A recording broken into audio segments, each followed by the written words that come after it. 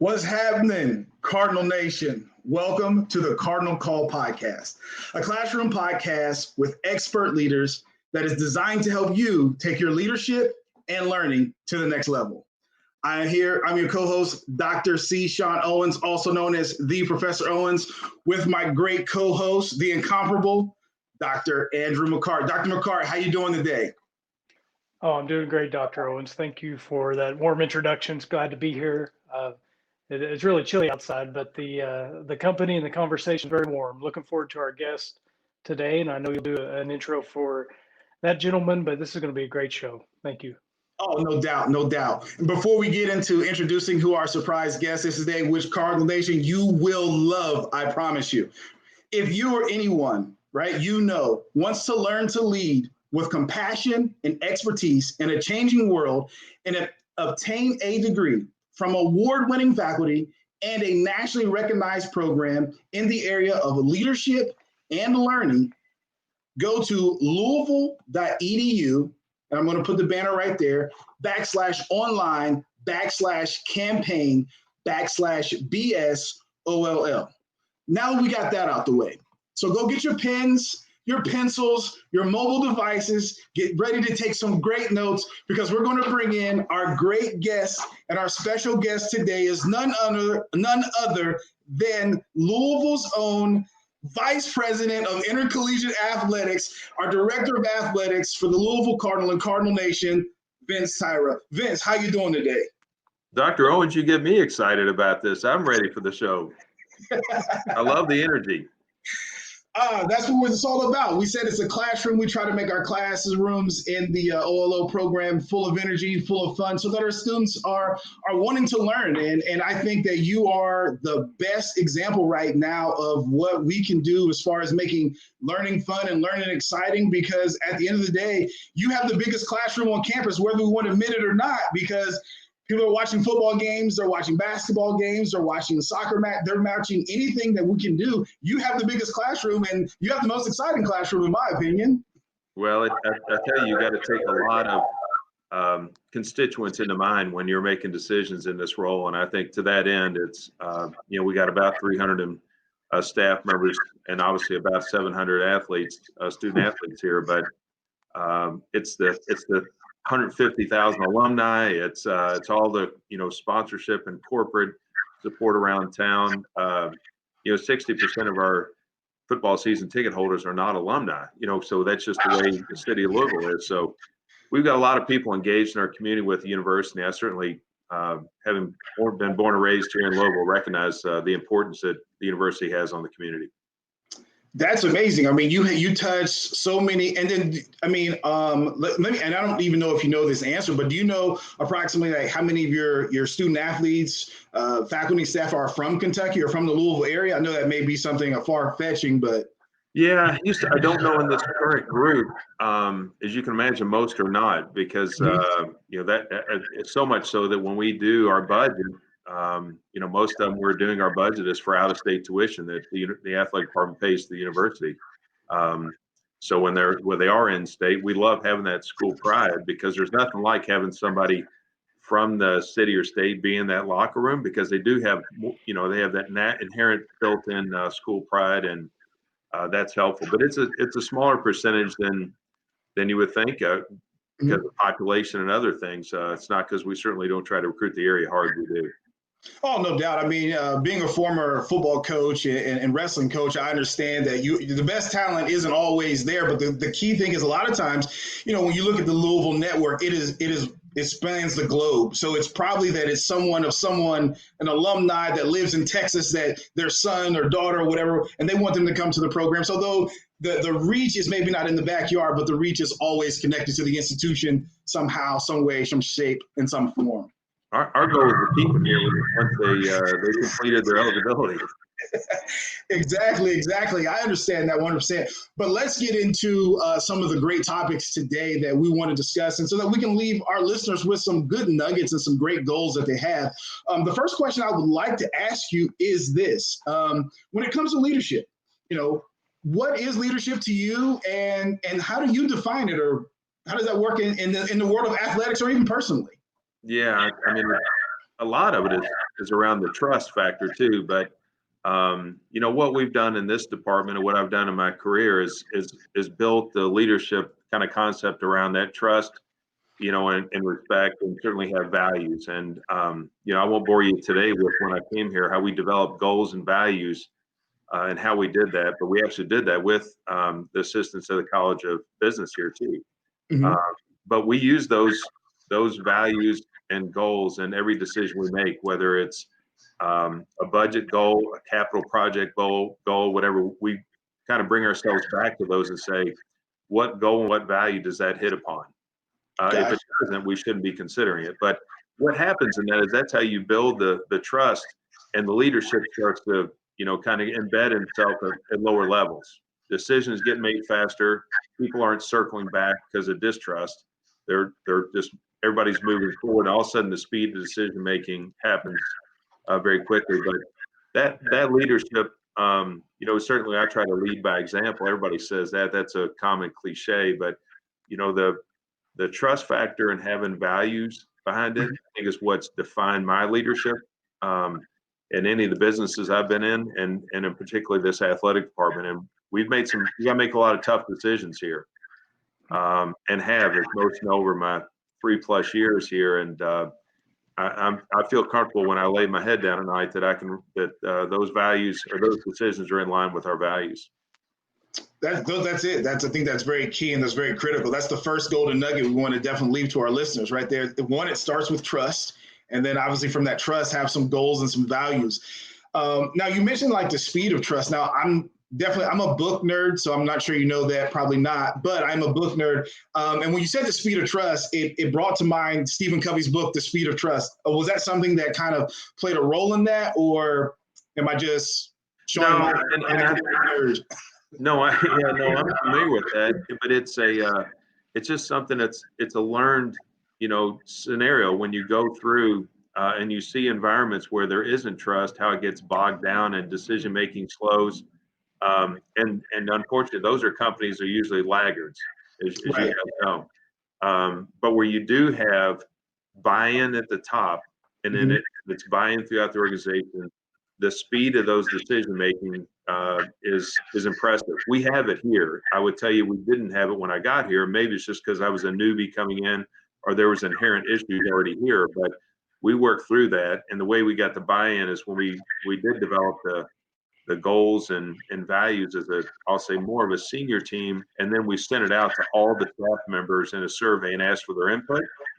And so the bait of that was I wanted to get all of our employees to answer back what they thought about the goals and values down to the word in every one of them. And then what came of that was a number of comments, and it was anonymous, and they knew that. Those comments led to our 3 key initiatives in the department, because what comes out of that, when they're trying to get buy-in, they also want to express their concern. Right. And we had 3 deficiencies here, and that was transparency of our financials and budgets and compensation, just transparency of all the financial information. Second was there was no professional development in place. And the third was equity compensation. People playing favorite. It could be race or gender. It could be a variety of reasons that brought about their concern. We've addressed all 3 of those. We rewrote every job description. We went to university HR. We put people with the proper pay grades, and we put them in place. Some people went up, some people went down. Right. If they didn't like it, they could find another place, but this is what we were going to be going forward. Professional development. We developed a Leadership Development Institute, taking middle managers and bringing them into a learning environment like we're doing here and teaching leadership. And the third one, the transparency, we now present every month our financials to every employee in the athletic department, and they can ask about any line item they want. I'm not embarrassed for them to see anything, whether it's somebody's salary, a bonus, whether it's how we spend money, why we chose one thing or another. We're going to stand up for all that and make sure everybody's involved with that process. And so that kind of segues me into my second question, but I think maybe you kind of already answered, and that's just, you kind of mentioned how that trust, and was that one for you? Was that one of a very tough leadership skill or a capability to develop within your organization? Well, it's tough for any individual to develop. Okay. As much as an organization. I mean, some people inherently have a leadership DNA.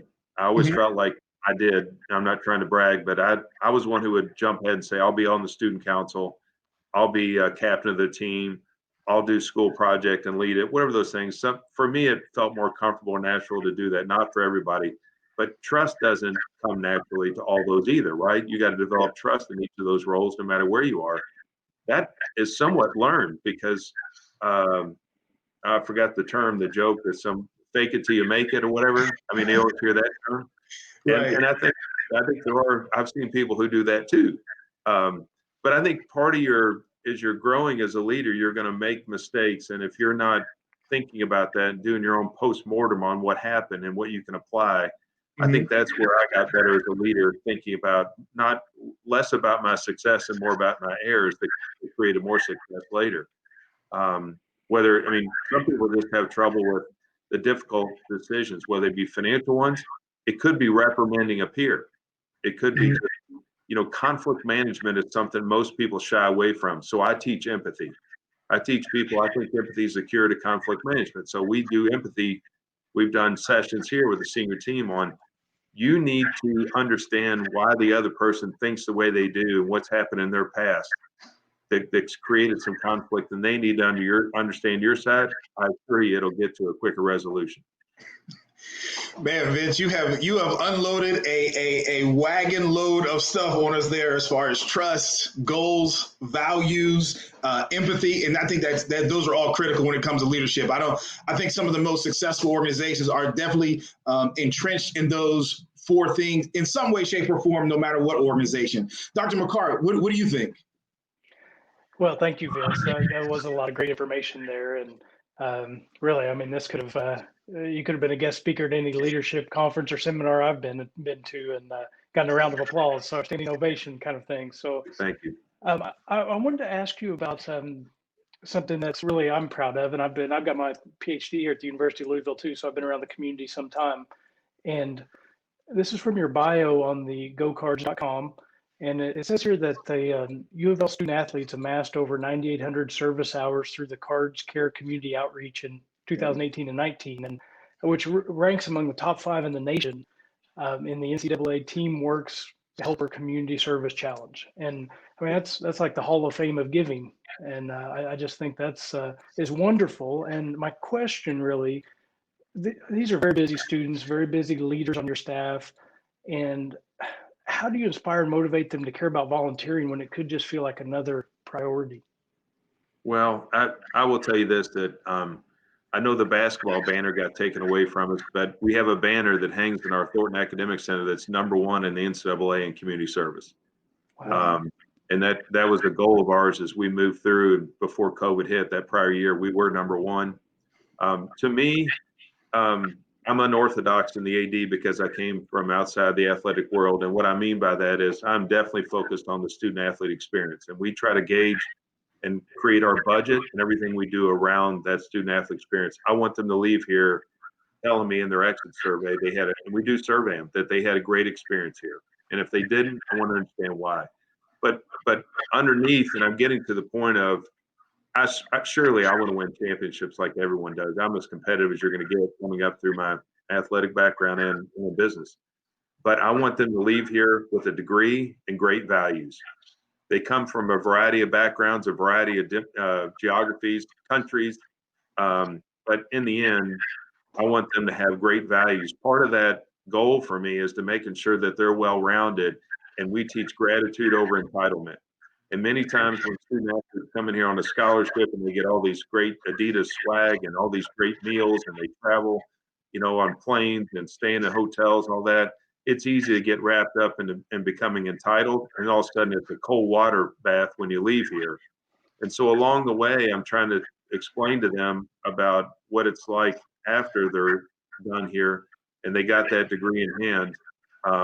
And what part of those good values is doing community service.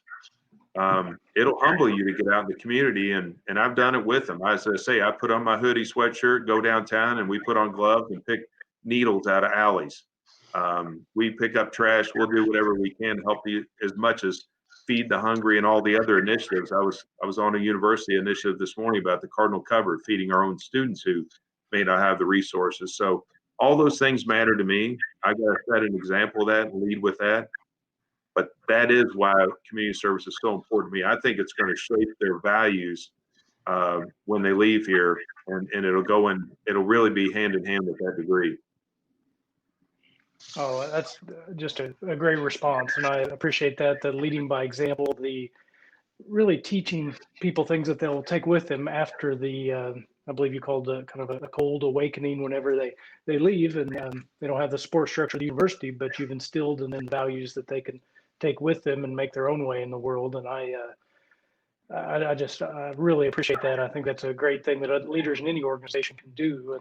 And watching these athletes on television, it's sometimes my wife and I talk about, it's hard to remember they're 18 to 22 years old, and really they because they're performing at such a high level. And it's nice to hear from someone on the inside that they've got the support structure and helping them be better people, as well as developing them as athletes and students. So, well, thank you. What do you think, Dr. Owens, about this concept of leading by example and some of the other things Vince talked about? No, man, I think that was great. I think that was phenomenal. I think what I took away from that, I think was what any of our viewers or listeners should take away from that is that, that he's right, that there has to be some form of gratitude over entitlement. So I think that was a phenomenal segue. That was a phenomenal note. You couldn't have said it better. Couldn't have said it better. Well, we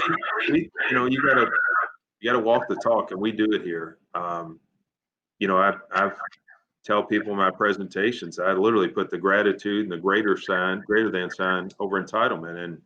And when it's my job, when I see whether it be a head coach, a staffer, a student athlete, I have no problem putting them back into play, because it doesn't represent our values. It's the one time I'm the referee here. So let me ask you this.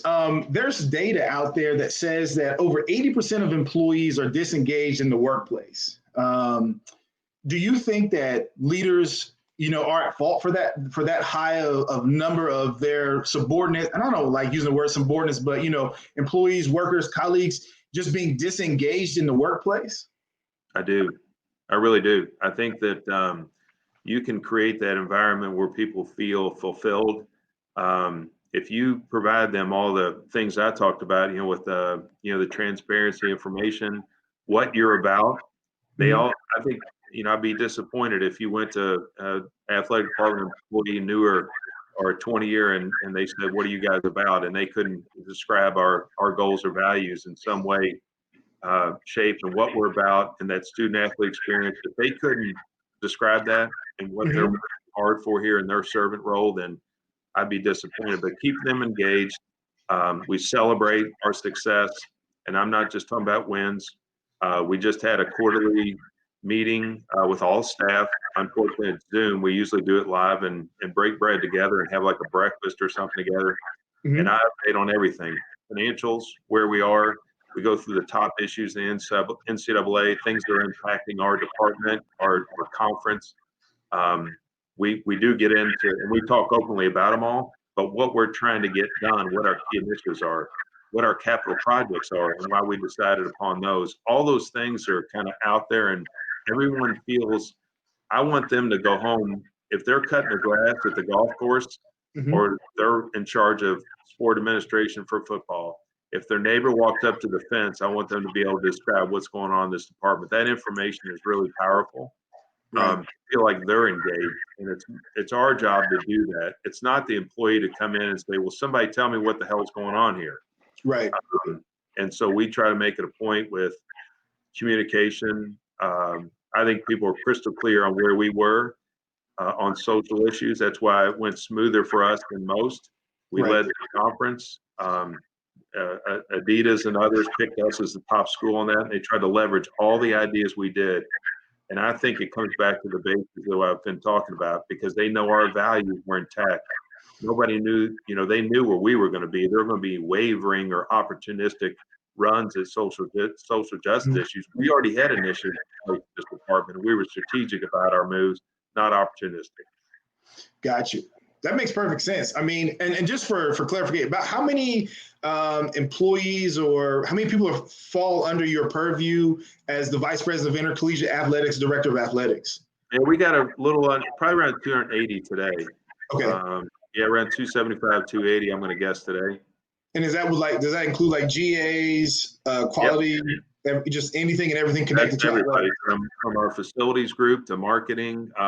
We don't have a big HR group. We got a couple there, so we have all the, we have everything, the accounting, HR, sales, for ticket sales and fundraising. We have all those aspects. And then Mhm. obviously there's a number of them tied directly to the sport that are head coaches or trainers and things like that.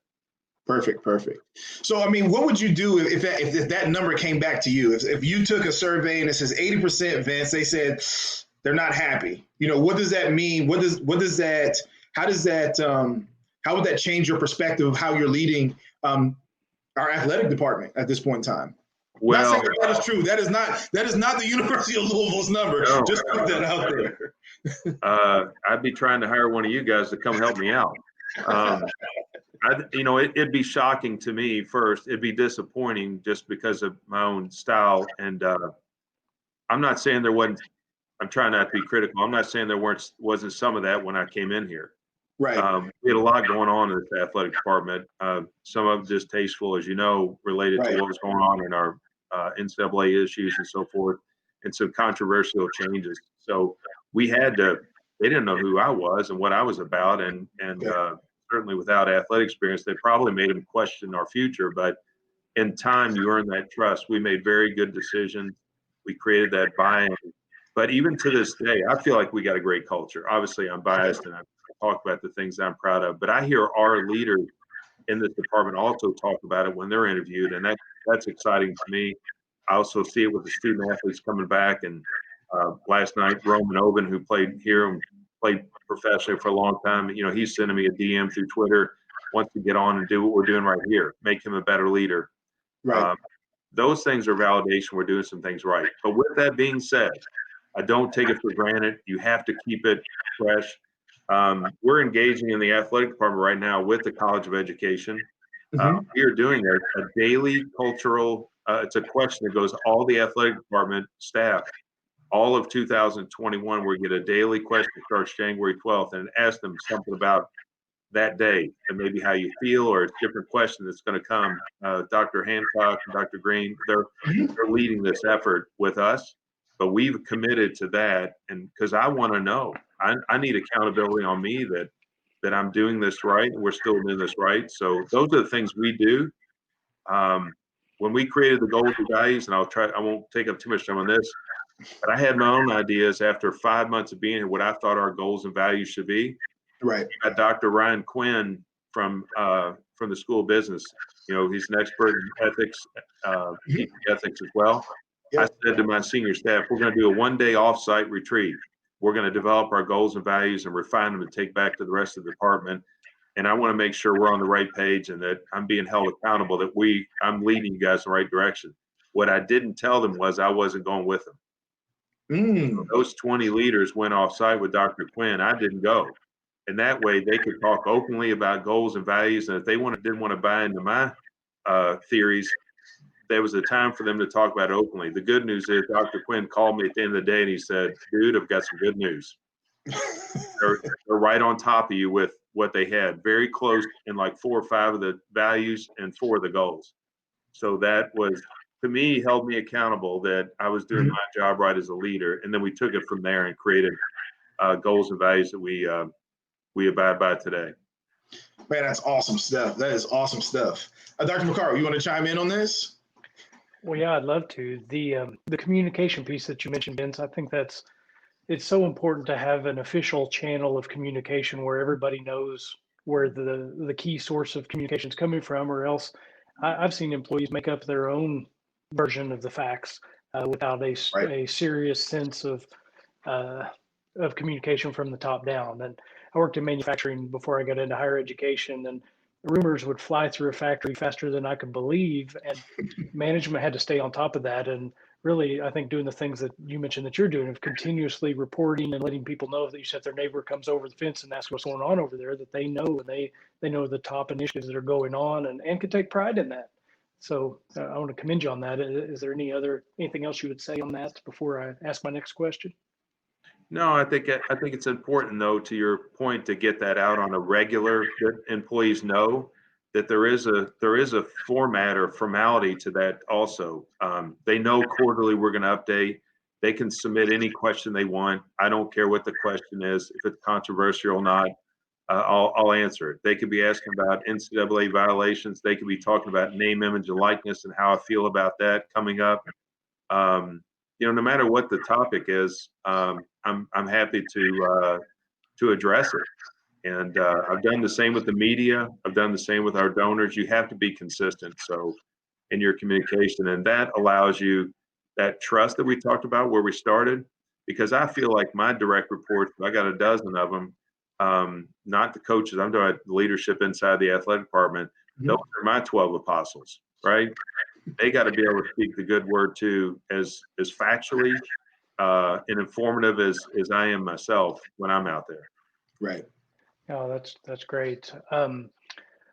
Well, I'm looking at our time here, and I've got a few questions I'd love to know the answer to, and I'll make this comment, then I'll shift to another question. But I wanted to comment on the Cardinal Athletics team's collective 3.254 GPA during 2018 and 2019. That's got to make you proud. And three of the U of L athletic teams, women's basketball, cross country, and golf, getting public recognition, being in the top 10% for their most recent academic progress rate. And I was just curious, how, for a busy population, do you get folks to stay excited about a goal that spans multiple years? I mean, to maintain a GPA, and I'm gonna call them that high a GPA because I was higher than my undergraduate for sure. I had to get better as I stuck in school. But how do you get people to believe in those kind of goals and stick with it when they're so busy with everything else? Yeah, well, I think it is. We try to be thoughtful about their time. We know they got a lot of pulls on them, practice, and as we mentioned, community service. Even friend and family time is important, but the academic side is one of those. They know what our expectations are. We give real life examples of why that's important. We always encourage the freshmen when we get in here. We say it really gets tough your sophomore, junior years, particularly.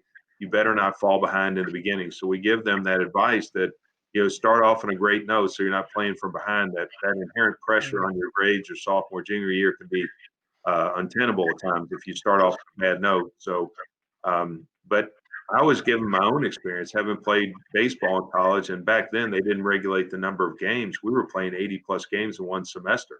If you think about how much last time you missed, if it weren't for relying on tutors for somebody who came out of an honors program in high school, and I'm telling you, if I didn't rely on tutors and help, I would have never gotten through it the way I did with my grades. So, I try to use our own experience in that, the value of that for them. We are competitive academically. We had the highest GPA in the ACC. Our graduation success rate being 90% plus. I think there's only a half dozen maybe in the conference that have that where we are. It's really an amazing goal or attainment of where our student athletes are performing. And they're, like I said, they're all from a variety of different demographics, countries. They could be an international track athlete who didn't speak English when they got here. We go through those situations, but you've got to shape it according to each student athlete. And as I always say, you earned your way out of study hall. The better grade you have, the less you're going to be sitting with in study hall at Thornton Academic Center. So there is some merit there. Well, I earned your way out of study hall. I'm going to try to remember that. So, well, again, I appreciate your elaborating on that. And well, Dr. Owens, I'm not going to ask you your undergraduate GPA, but any thoughts you have on that or another question? No, go to another question. I mean, I made it out. Obviously, I got the doctorate degree, but that's all we need to know. You know what I mean? Like they always told me when I was in my doctoral program, you've never gone to the doctor's office and asked your physician what his or her GPA was when they got out of school. So we'll just keep it at that and go to the next question. All right. Well, you mentioned your private equity background, and I'd spent a couple summers. So while I was in academia, I got to work for a couple of private equity firms in the summer, and they'll get maybe 100 opportunities to look at a business and maybe pick one or maybe pick zero. So the selection and the recruiting process for that is very methodical for the companies that I worked with. And I wanted to ask you about that. You got a strong private equity background, and is it similar to choosing a business to invest in? Is that similar to recruiting a staff member, an athlete? Because you've got an analytical and a qualitative decision-making process there. Are there frameworks that you rely on, or processes, values that help guide you in those jobs when you have to make a decision like that? Well, it probably wouldn't shock you that with my values, how we go through that process. You got to kiss a lot of frogs to find the prince, and in those deals, and it's an industry where, again, you learn to be held accountable. If you don't have a good IRR, or return on investment for those institutional investors, they're not coming back. I mean, it's black and white. It's just like a GPA. So, fortunately, I had a successful career in there where my IRR and return on investment was very high, way above average for the deals that I was in charge of. I was chairman of the board of a number of companies that we invested in and fared well for us. And that allows you to raise more money for another fund, as you well know. But I look for fit. You got to know it all, arrogant, C-level group, and just said, just give me your money and I'll make you money. I'm not gonna invest. I'm not gonna take our investors' money and put it in there. I'm looking for collaborative people that have the same fit, same, values, that are going to be collaborative or open to learn, and we grow together. And that works well. And the way I was able to win some of these deals, if you will, and I mean win, because, some of them are in almost like an auction process, investment bankers marketing the company to, could be 50 different private equity firms, could be 200 private equity firms. You put in an indication of interest, and then they make a cut just on financials. You get to the next one, you get to the next round, then you're putting in a letter of intent. And what happens in that process is management is grading you as much as you are them. And you got to figure out how you're going to win all ties, because we all use the same models to model out what the value of the company really is and what we should pay for it and how we should structure the capital structure of the debt. But if you're damn near the same value, why is that management team going to choose you? And what I would do is, not every deal goes perfectly all the way through. So I would give them a list of CEOs that I've worked with, CFOs that I work with, and said, call them. These are all the companies that I've dealt with. I didn't pull any out. I put every one of them in there. I want you to call them and ask them how I treated them and worked with them in good times and in bad.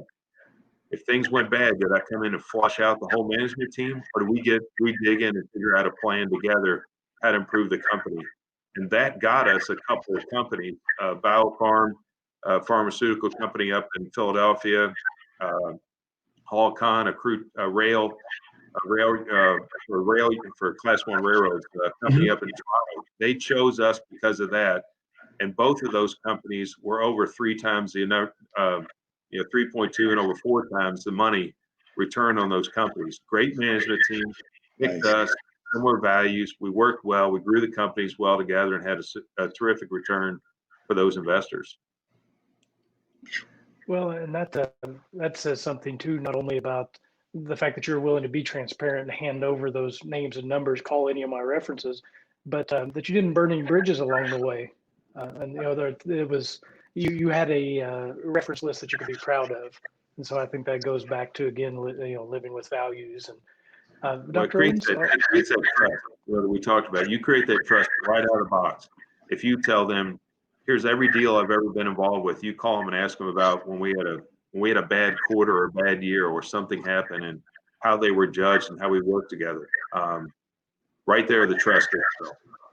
Mm-hmm.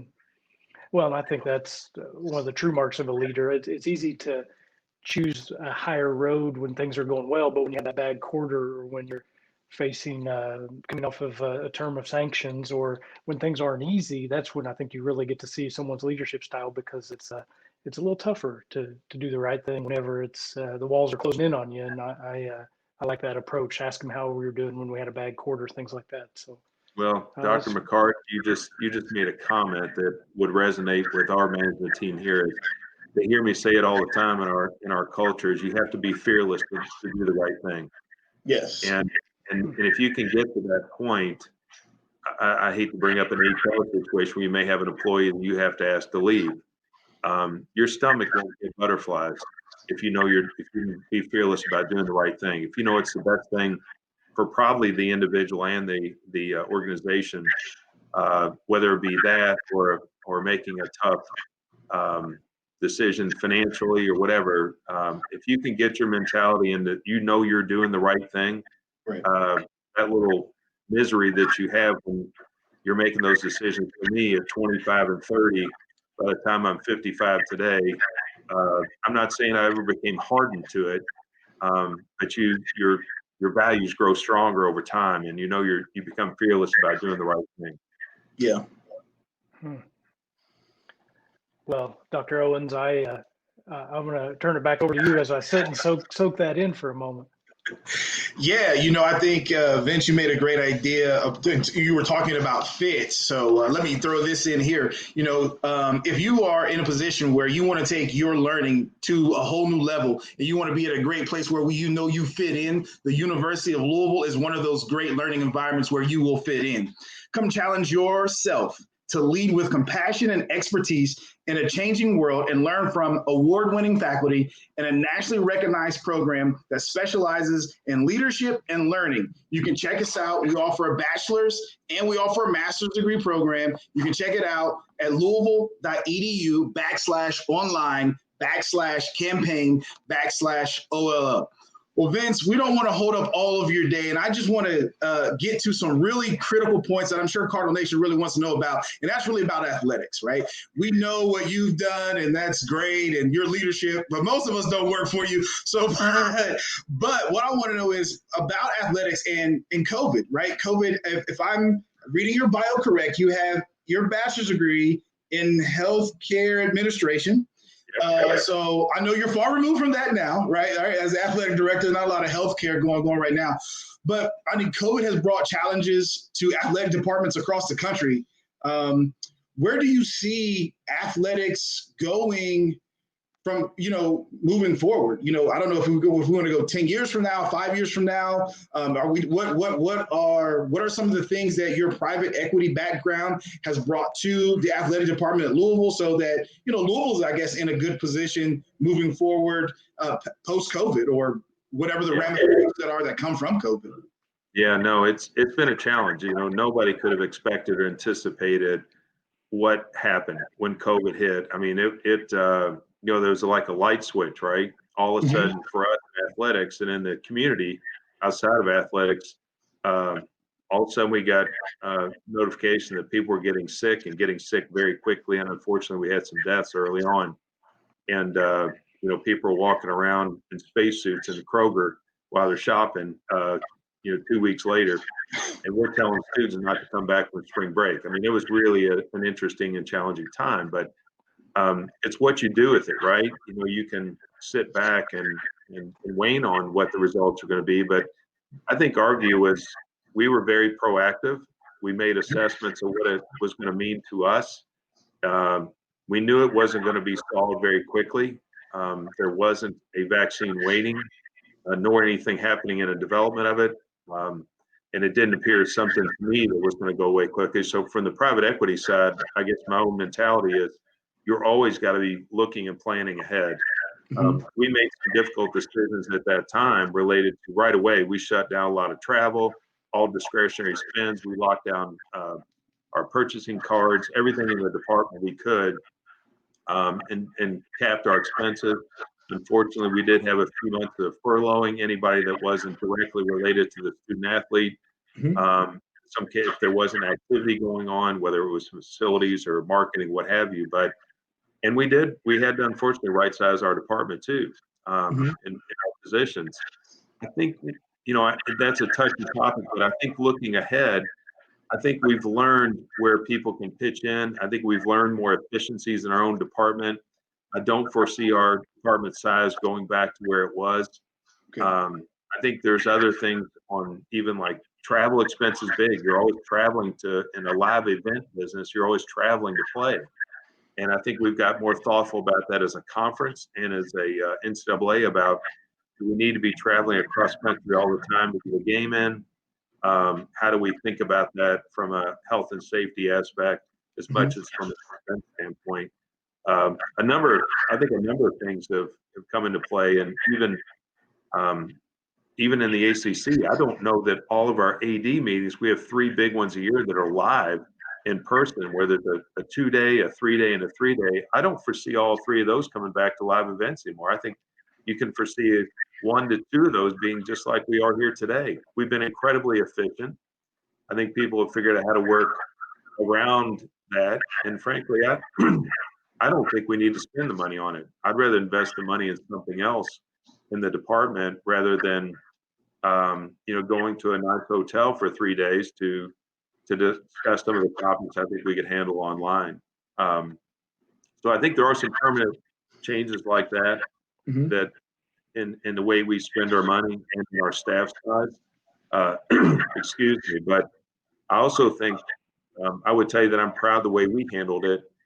When I got here, one of the things that I saw, and we had nutrition, with strength conditioning, sports medicine, and mental health, whether it be Yep. mental health or performance mental health. Mhm. Those aspects of our business were reporting to different people in the athletic department, not to one. And we decided, for me, being a former student athlete whose career ended early with an injury, health and safety, mind and body are important to me about these athletes while they're here. Right. So we hired Dr. Pat Ivey to be over health and safety of our student athletes, their performance. All those aspects I just mentioned report up to him. He hadn't been here a year when COVID hit. Boy, the leadership that he's had with that group. I was on a call with all of them, those verticals, 2 days ago, and I walked out of that meeting. Says one of the best ones I've been on. I'm not kidding when I'm telling you guys, there was tears shed, men and women both. The emotion that they've given to take care of these student athletes was amazing. The effort that's been put in place, the decision making, the trust. I was so proud to be on that call, and I spoke for the first 10 minutes. They took it from there, and it was a powerful meeting about people coming together, leading together. They talked about care, communication, and collaboration, 3 C's, and they did an amazing job, and are continuing to. It's not over, but those are the things that I think have brought us closer together for years to come. Gotcha. And so as our time winds down, I mean, Vince, as you can see, we would probably sit here and pick your brain for the rest of the day, but we won't do that because we all have a million things to do. But one thing we always do on the CardinOLL podcast is we always talk about leadership. We always talk about learning and how it happens in an organization. But the one thing we always want to do is we want to have a little bit of fun with all of our guests. So today, our fun question for you is this. If you could sit for 1 hour with anyone, dead or alive, who would it be and why? Sheesh. There's a lot of them. I mean, a lot of names come to mind. Male and female leaders. I guess if I had to draw upon as a kid, and then later in life, I'll tell you why this one stuck with me. I was a power pitcher as a kid. Through college, I threw hard, and my idol was Nolan Ryan, who threw a number of no hitters and frankly didn't play for the best of teams during his career. Yet they talk about him being an amazing teammate. Right. And then later he went into the business, the front office with the Texas Rangers, and was president and had some pretty awesome business accomplishments. And he's known as a fierce competitor. He had no problem pushing people out of the batter's box with a fastball to impose his will as a competitor. He had great success, even playing on a suboptimal team. And then he went into business and was a great success and had a great, successful personal life and family and marriage and so forth. I don't know why he comes to mind that I think about Nolan Ryan, that as a kid, I admired him because of his athletic ability and what he did. As I grew older, I admired him more because of what he did off the field of competition.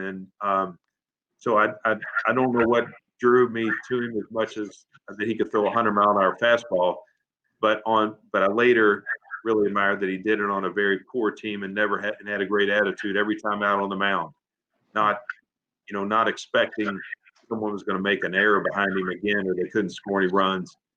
And that led to, when I came into this role, I've said it over and over that with all that was going on in the athletic department in our university, the foundation on the campus and athletics, they said, like, how do you not get distracted? And I said, I say this a lot in speeches, I focus on the batter.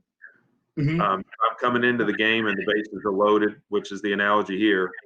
I don't care how they got on base. Right. I know if I paid attention to them, something bad was going to happen with that batter and they were going to score more runs and it was going to get worse. My job was to focus on that batter, get one out at a time, and the guys on base won't score. We have to have that mentality in tough times that we had it in COVID. Focus on the batter. Yeah, I'm writing that down. That I'm gonna borrow that. Look for probably a residual check at some point in time. Well, Vince, it's been great having you as a guest. Do you have any final thoughts? Anything you want to close with? Anything you want to let Cardinal Nation be aware of or know what's coming on, what's coming up? I know football season is about to end. Basketball season is about to kick off. No, I think, we're in a great spot. We really are. In lieu of everything that's gone on in the time, as I said, when I got here, there was a lot of doubts about what was going to happen in athletics and in a lot of ways. And because of that great teamwork here and what we've done, we've, as you mentioned, #1 in community service. We had our highest ranking ever in the Learfield Cup standings, getting up to #8. I think our best had been like 29 before.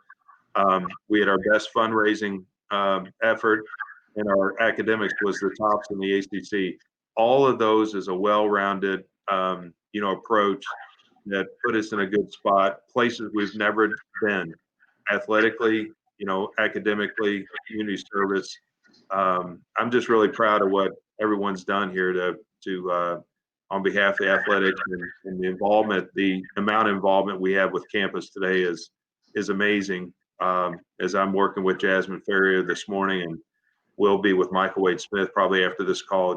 I love what's going on between athletics and the university.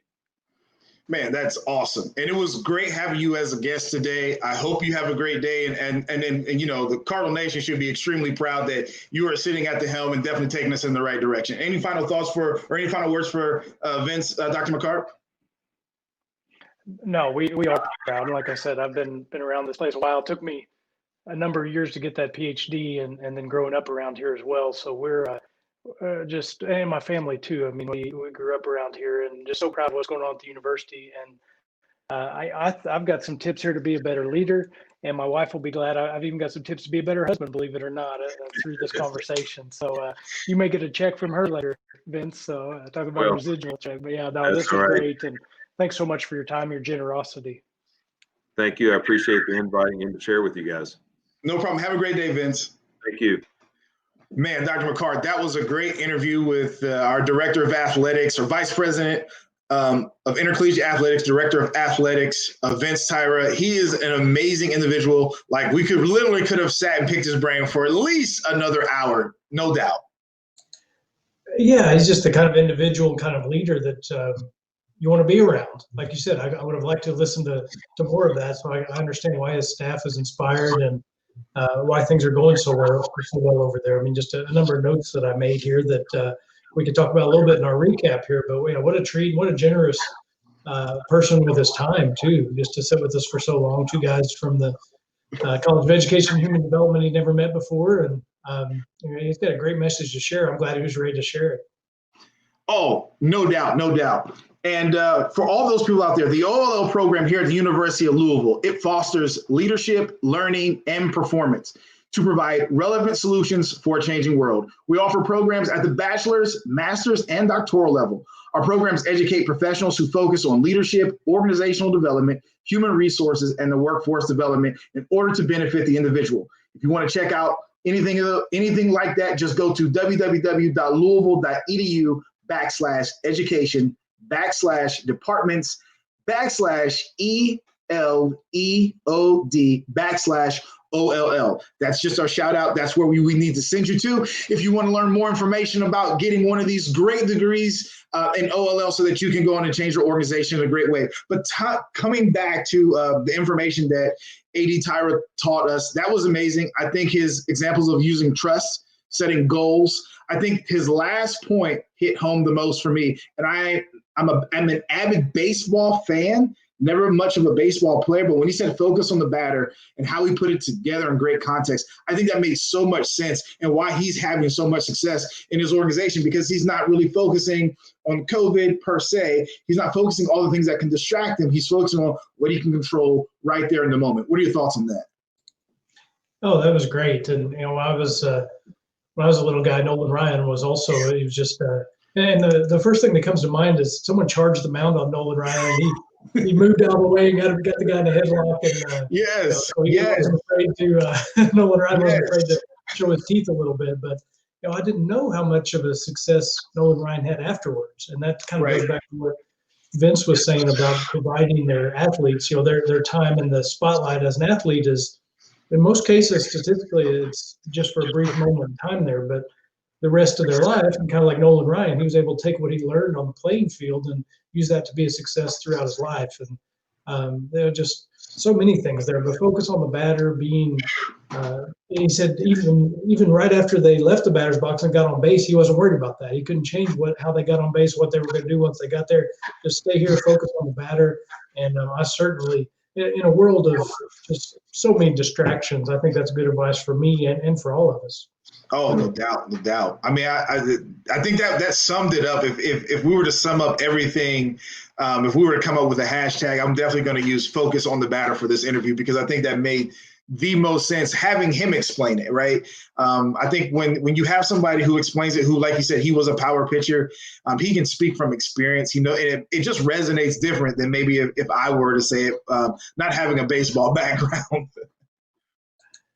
Right, and I'm really glad you asked him about his relationships to healthcare and health management from getting a bachelor's degree from UK in health administration, but also being on the board of health-related companies and dealing with this unprecedented health challenges that we have here. And I loved at the very end he talked about bringing in someone to focus on mental health and focus on the well-being of everyone involved in the organization. Just I knew about Vince peripherally from his job, but gosh, after getting to spend some time with him here, I feel really good about the athletic programs at the University of Louisville being in great hands. Oh, no doubt, no doubt. No doubt, no doubt. As we wind down here on our podcast, on the CardinOLL podcast, I think today's classroom session was phenomenal. There are some great takeaway notes.